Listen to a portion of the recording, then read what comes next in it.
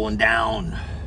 It is a fucking beautiful Saturday afternoon, and this video is to fucking talk to you about what the fuck are you gonna do.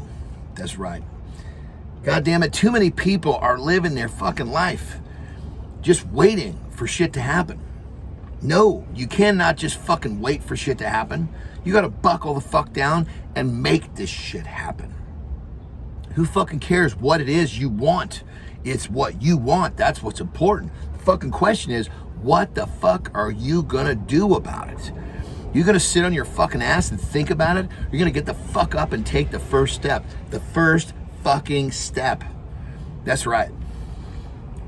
The best ever NFL coach that has ever lived.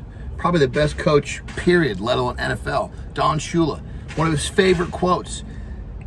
It's the first step that stops most people because they're too fucking chicken shit to take the fucking first step. So that being said, don't be one of those pathetic motherfuckers that doesn't have the fucking nuts to stand the fuck up.